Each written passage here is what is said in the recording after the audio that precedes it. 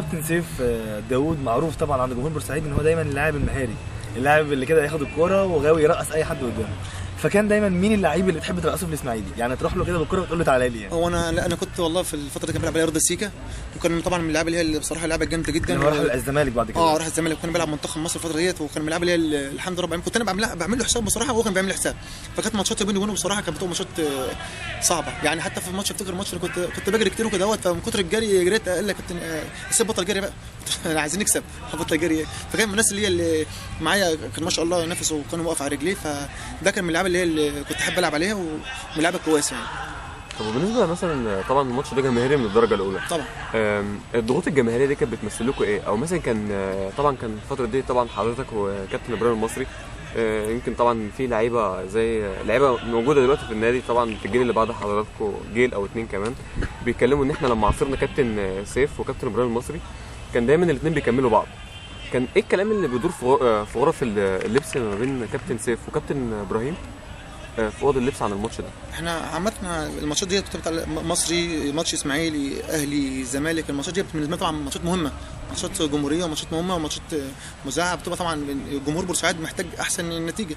فطبعا اللعيبه في الفتره دي كنا بنلم بعضنا. طبعا اللعيبه كانت ما شاء الله اسامي ولاعيبه كبيره ولاعيبه محترمه وكان في مسؤوليه يعني. لما كان يخش مثلا يحصل لنا مثلا اي ضرب ولا حاجه نقدر نلم نفسنا، نقدر نتلم. كان في لاعيبه اسامي وفي لاعيبه كبيره كانوا بيلموا بعضهم بسرعه، لو حصل اي حاجه بيلموا بعضهم. بالنسبه لماتشات الاسماعيلي والاهلي والزمالك دي الماتشات دي بتبقى طبعا كل ماتشات مهمه، بس الماتشات طبعا ديت بتبقى بالنسبه لجمهور بورسعيد بتبقى ماتشات مهمه. فطبعا ماتش الاسماعيلي دوت يعني من الماتشات اللي هي المهمه. فانا شايف اللي هو الماتش بالنسبه لهم المصري صعب جمهوريا، وهو اصلا رايحين طبعا في اسماعيليه. طبعا الاسماعيلي طبعا الاستاد هيكون مليان، فالماتشات دي بتبقى ديربي بين الاسماعيلي والمصري، ماتشات بتبقى مهمه يعني. كابتن سيف داوود بخبرته شايف ازاي فرقه النادي المصري السنه دي؟ انا بصراحه شايف ان النادي المصري بصراحه يعني عنده مجموعه من اللعيبه المميزه، بس هم محتاجين شويه يعني يركزوا شويه. لو ركزوا انا يعني بالنسبه للمجموعه ديت بصراحه يعني ممكن يجيبوا بطوله النادي المصري، ومش كتير على النادي المصري هو اللي يجيب بطوله يعني. حرس الحدود لعب 3 سنين، طلع من الدوري الممتاز 3 سنين، بطوله كاس مصر وكاس سوبر. فاحنا كنادي تاريخ وبقاله يعني مثلا 70 سنه او 80 سنه في الدوري، مش مثلا بطوله واحده. فطبعا ديت بصراحه يعني انا شايف اللي هي لازم اللعيبه تركز، وطبعا في ظل الامكانيات ما شاء الله الامكانيات اللي موجوده ديت واللعيبه الامكانيات اللي موجوده طبعا ربنا يبارك لهم ويزيدهم. لازم يكون في حق بطوله للنادي المصري، مش شرط انا راجل محترف واجي احترف في النادي المصري العب السنه والسنتين وخلاص. لا، انا راجل لازم العب، اجي النادي المصري نادي جمهور. اي لاعب بيجي بيكبر في النادي المصري. النادي المصري نادي جمهور يعني جمهور ونادي اسم كبير، فمن الانديه اللي هي اللاعب اللي بيجي فيها بيتعرف وبيبقى ليه وطن. فانا شايف اللي هم المجموعه ديت سهل جدا يجيبوا بطوله. هم السنه دي ما حصلهمش نصيب اللي هم طلعوا من الاول للدور الاولاني. فانا شايف ان شاء الله اللي هم مجموعه مميزه ومجموعه فيها من اللعيبه المحترمين وملتزمين. فانا شايف ان هم ان شاء الله ممكن السنه الجايه يحققوا بطوله ان شاء الله. طب كابتن سيف شايف الماتش ده فنيا ازاي؟ يعني شايف ان الماتش راح فين؟ كمن وجهه نظر الفنيه طبعا. هو النادي الاسماعيلي يمكن الفتره اللي فاتت ما كانش في تركيز. حصل لهم ماتش اللي هو حصل فيه ظلموا في جون، فما كانوش مركزين، ولا كان انسحاب من الدوري ومش عارف ايه. الحاجه دي برضه ممكن تاثر يعني شويه على النادي الاسماعيلي. كان لك انسحاب مش انسحاب، بس انا شايف الماتش ديربي من الفرقتين ماتش مهم. الاسماعيلي طبعا فرقه تقيله على ارضها مركزه. فانا شايف اللي هو الماتش بالنسبه لمصر ماتش صعب. والنادي المصري طبعا يعني ماتش الاسماعيلي دي بتبقى يعني ماتش زي الماتش الاهلي والزمالك. ماتش الاسماعيلي دي بتبقى ماتشات مهمه، وما تعرفش تقول الماتش دوت مين اللي هيكسب. ليه؟ المفاجآت بتحصل فيه كتير. حتى ما احنا كنا بنلعب ماتش 2-2 2-1 1-0. فبتبقى الماتشات ديت مش يعني بتبقى في الملعب، مش مثلا يعني انت عارف لا الاسماعيلي يكسب المصري، لا في الملعب الماتش بيبقى بيبان في الملعب. طيب يا طبعا ما شاء الله حضرتك ربنا يبارك لنا فيك يا رب. كنت مهاجم متميز جدا. شايف ان الحلول السحريه في المصري تتمثل في مين؟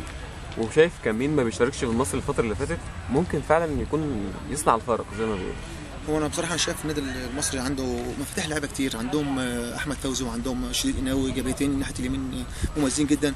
عندهم الياسو اللي هو السيرت باك دوت لاعب كويس وبيطلع بدماغه. عندنا كذا لعيب مميزين وفتحوا لعب، اللي هم فايقين في الماتش بيعملوا شغل كويس بالنسبه للاعب. وعندهم الفرود اللي هو الافريقي دوت عبد الله السيد من الفرود الثقيل قوي يعني. الفرود اللي ما شفتوش من زمان، اللي تمسك الكوره وتتحكم فيها في وسط 4 لعيبه. ده بيكون يكون فايق بصراحه، يعني هو ممكن الفتره الاولانيه اجى في الفتره الاولانيه كان ماشي كويس وعالي جدا، في الفتره بعد كده مش عارف مستواه، ما اعرفش ماتش ولا اتنين مستواه مش مظبط. ده برضك محطه، يعني لما يكون عندك فرود في النادي المصري فرود كويس وتقيل محطه بتفرق في اداء النادي المصري. في ما طبعا أنا محمد خليفه انا بصراحه يعني من اللعيبه اللي انا محترمه جدا ولاعبه كويسه جدا، الراجل اللي بيلعب على طول بقى له سنتين ثلاثه، انا شايف له بيجيب جوان، يعني مش شايف مثلا انا لما كنت بلعب في اول سنه في النادي المصري كان شحاته الله يرحمه، كنت اوصل للجون على كتير في اول سنه، كنت صغير 18 سنه فما كنتش بجيب جوان بس كنت بوصل، فكابتن شحاته لعبنا على طول عارف قد ما توصل للجون هتجيب جون.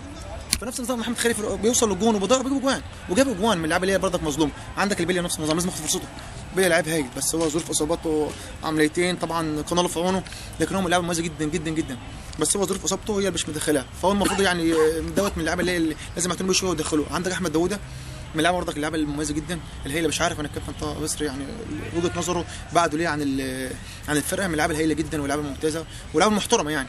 فانا شايف ان هم النادي المصري مجموعه كويسه بس لازم يتلموا مع بعض، لازم هم متلمين بعض وايد واحده هيعمل حاجه كويسه جدا النادي المصري.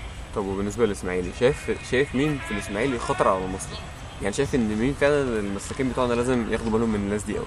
هو الاسماعيلي طبعا هقول لك يعني الفرقه كلها خطر، الفرقه كلها ما شاء الله يعني فيها نجوم وكلها، عندك حسني عبد ربه ما شاء الله، عندك صديق لعب كويس، يعني انا شايف حمص كلهم لعيبه بصراحه مميزين. فرقه الاسماعيلي عامه معروفه اللي هي بالكره حلوه وعندهم اكتريه اللعيبه بيجيبوا جوان، فانا شايف ان هم فرقه تقيله الاسماعيلي. ونفس النظام برضك المصري فرقه برضك تقيله، فهتلاقي الماتش يعني بصراحه عكس السنين اللي فات، هتلاقي ماتش النادي المصري والاسماعيلي هتلاقي في كوره، فرقه المصري بتلعب كوره والاسماعيلي في كوره، فهتلاقي ماتش هو ماتش مهم. بالنسبه للنادي الاسماعيلي في لعيبه كتير، لعيبه اسامي ونجوم، عندك احمد عبد الله بيجيب فينا جوان على طول، بس ان شاء الله ما يجيبش فينا جوان الماتش الجاي دوت، من اللعيبه الشويته، من اللعيبه اللي هي اللي بيجيب فينا على طول. عبد الله السعيد من اللعيبه برضه المميزه بيجيب جوان على طول في النادي المصري. فان شاء الله ربنا يكرم كده ان شاء الله والماتش يطلع بمستوى ديربي كويس للفرقتين ان شاء الله. طب كابتن سيف دي كانت بالنسبه لمراكز القوه بالنسبه للفرقتين، دلوقتي هشوف بقى مواقف الضعف عند الفرقتين، يعني النادي المصري ايه مواقف الضعف اللي عنده والنادي الاسماعيلي؟ هو مشكله النادي المصري في النقطه الضعف اللي عنده، الدفاع عنده لعبه كويسه جدا وعلى مستوى عالي، بس مشكلته مش مرتبطين مع بعض، هم الثلاثه يعني مظبطين مع بعض، الدفاع هايل، لكن مشكلتهم اللي هم اصلا يعني مش عارفين مين ابدا يطلع في الكورنر من امتى يقف، لازم الحاجات دي طبعا هم لعيبه كبار والحاجات طبعا اكيد عارفينها، فمشكلتنا في الدفاع في لحظه ممكن يخش فينا جون، لكن احنا عندنا ما شاء الله جون كويس احمد الشناوي ممتاز، وعندنا ما شاء الله امير جون هايل، لكن والدفاع انا بقول الدفاع يعني بس يترابط مع بعضه يبقى دفاع 10-10. احنا اصلا ما عندناش يعني ناحيه اليمين احمد فوزي ممتاز هايل سريع قوي بيروح بالكوره مش عايز اقول، فعندك احمد شدينا برضك من اللعيبه برضك الهايله برضك مفاتيح لعب، عندك في نص الملعب اسمه حسام حسن ده لاعب هايل برضك، لاعب الهايله لاعب من لاعب هاني سعاد برضك من لعيبه كويسه برضك ورا بيسند ورا. فانا شايف اللي هو يعني فرقه المصري يعني انا شايف بصراحه اللي هم بقى لهم من السنه اللي فاتت والسنه دي بيلعبوا كوره كويسه مش ناقصهم ولا بطوله بصراحه يعني فرقه النادي المصري. طب والنادي الاسماعيلي ايه موقف الضعف اللي عنده؟ هو النادي الاسماعيلي بصراحه يعني هي فرقه بصراحه متكامله، مش شايف يعني مش شايف لا بصراحه فرقه ممتازه ومتكامله وفيها احتياطي بره متميز، فمش يعني بصراحه مش عارف اطلع فيها ضعف بصراحه. طب هل مثلا المشاكل الاداريه بالنسبه للنادي ممكن تاثر على اللاعبين في الملعب؟ تاثر طبعا، يعني المشاكل الاداريه في الاداره تاثر طبعا مفيش كلام، بس انا بقول لعيبه النادي المصري انا لما كنا بنلعب ما كان يحصل اي مشاكل كنا احنا بنركز في الماتش، لو ركزنا في الماتش المشاكل تخلص، المشاكل بتيجي من طريق الفريق، فلو اصلا الفرقه مركزه وبتكسب هتلاقي الامور والاداره شغاله كويس، الناس اللي هم الاداريين شغالين كويس هتلاقي الدنيا ماشيه. طب توقعات حضرتك لنتيجه الماتش مثلا؟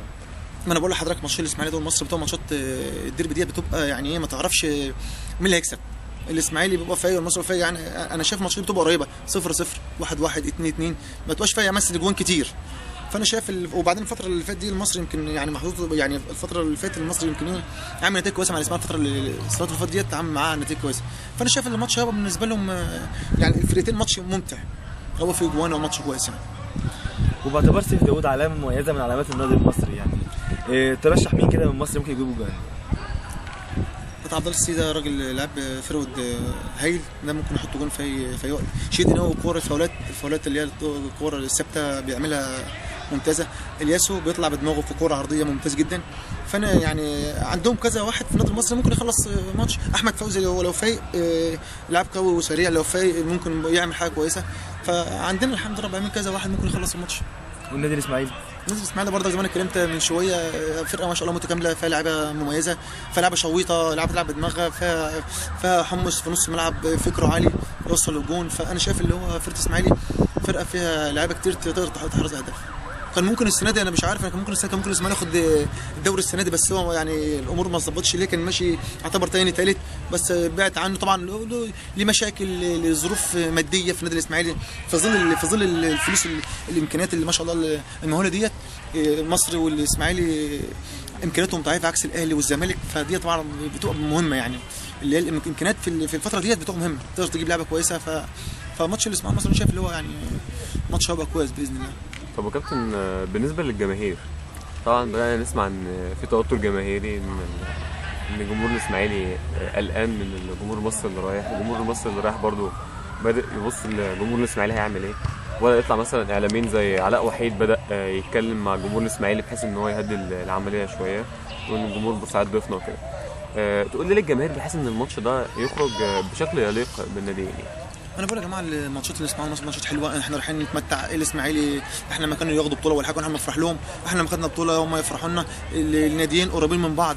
انا بقول لجمهور بورسعيد، لو جمهور بورسعيد يعني هو مسافر ان شاء الله ماتش يتمتع بماتش، ملاش لازمه المشاكل، يروح ان شاء الله السلام بالسلامه، يقول السلام بالسلامه. جمهور الاسماعيلي طبعا نفس النظام، يستقبل جمهور النادي المصري استقبال طيب، والماتش يتلعب اهم حاجه الفرقتين ينبسطوا والجمهور ينبسطوا والماتش ما يكونش فيه مشاكل. انا شايف طبعا ماتش الجمهور من الاسماعيلي والمصري مشدين، بيبقى في شده بين الجمهور ده والجمهور دوت، على اساس ده فريق عايز يكسب وده فريق يكسب. بس انا بقول يا جماعه دي الرياضه، يا ريت يعني يا ريت احنا طبعا نتغير، المفروض نتغير للاحسن. النادي المصري جمهور محترم والنادي الاسماعيلي جمهور محترم، الاسماعيلي يستقبل الجمهور المصري باحترام والشياكه، فماتش ان شاء الله يطلع بمستوى حلو ان شاء الله. ان شاء الله يا كابتن. بنشكر حضرتك جدا على وجودك معانا النهارده على مصر لافرز.com، وبنشكر حضرتك جدا على وقتك معانا. ده انا بشكركم جدا يا جماعه، متشكر جدا يا ربنا يبارك فيكم.